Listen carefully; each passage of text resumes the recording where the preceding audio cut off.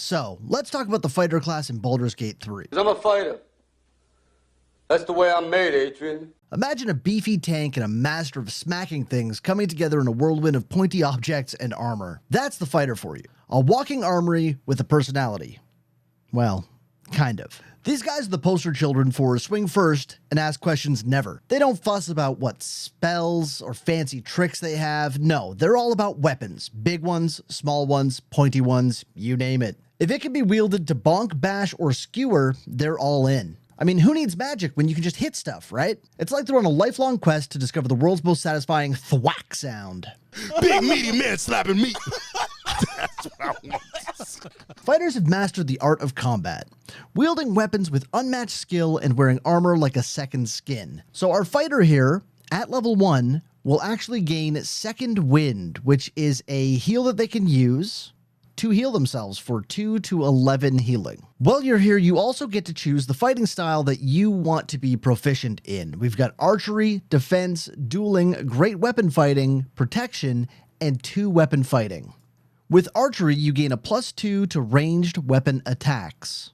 For defense, you gain a +1 bonus to armor class while wearing armor. Dueling. When you are wielding a melee weapon that is not a two-handed or versatile in one hand and no weapon in the other, you deal an additional 2 damage with that weapon. Next is great weapon fighting. When you roll a 1 or a 2 on a damage die for an attack with a two-handed melee weapon, that die is re-rolled 1 time. For protection, it says, when you have a shield, impose disadvantage on an attack against your allies when you are within 1.5 meters. You must be able to see the attacker. That part is very important. And finally, 2-weapon fighting. When you make an attack with your offhand weapon, you can add your ability modifier to the damage of the attack.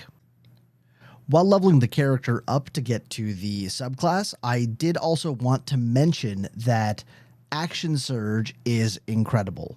It's a class action that immediately grants you an extra action to use on that turn. God, it's cool.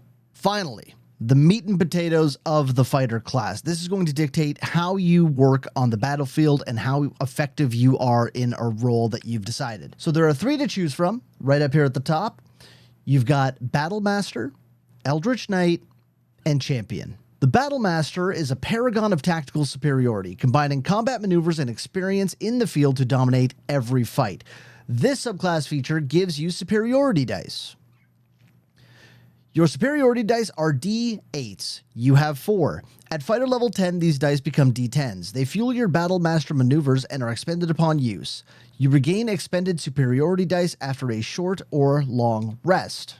There are a ton of different maneuvers that you can take in this subclass, whether it be for tripping or attacking targets back or being able to push them or distracting them or upping your block or AC. It's kind of unbelievable and maybe a little bit overwhelming. My advice to you would be to look through each one and decide what role your fighter kind of isn't the strongest at and you would like to be stronger in, or double down and really become a master of one of these. If I was choosing 3 maneuvers for a tanky character, I would go ahead and pick Evasive Footwork, Goading Attack, and Riposte. For these, there really is no wrong answer. Then we have the Eldritch Knight. There's a lot of things to look at here. Basically, what you need to know is that they study magic to augment their abilities on the battlefield, and they gain spell slots. You get a couple of cantrips to choose from, you get a couple spells to choose from, and then you get an expanded spell to choose from. You also gain this action down here, Weapon Bond. Ritually bind the weapon in your main hand. The weapon cannot be knocked out of your hand, and it automatically returns to you when thrown. Lastly, there's Champion. You approach the complex problems posed by combat with one distinctively effective solution. You hit those problems really quite hard. I didn't hear no bell. This gives the subclass feature of improved critical hit. The number you need to roll a critical hit while attacking is reduced by 1. This effect can stack. The one that I think is probably the strongest for a fighter is most likely Battle Master. It feels like it's the most powerful. It allows you to do some really cool things, and it gives your character a very, very interesting flavor. For our build today, I'd like to go with protection. I would like my fighter to be able to impose disadvantage and protect his allies in the thick of things. I feel like a tanky fighter is just a good fit. That's not to say that they're not a great damage dealer and highly recommended if you are planning to do a lot of damage. Great weapon fighting or two weapon fighting, both fantastic. Archery as well. It's over 9,000!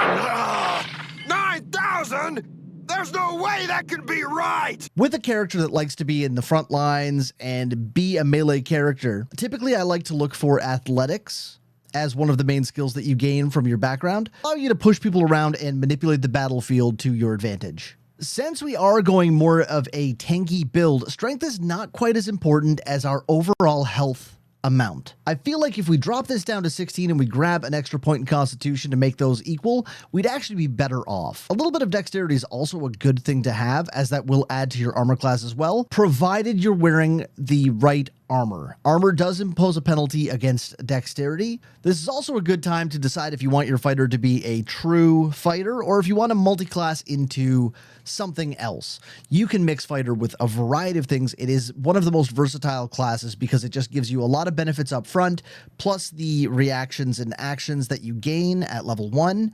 If I was going for a duelist or if I was going for an archer, maybe I wouldn't be going into quite as heavy armor.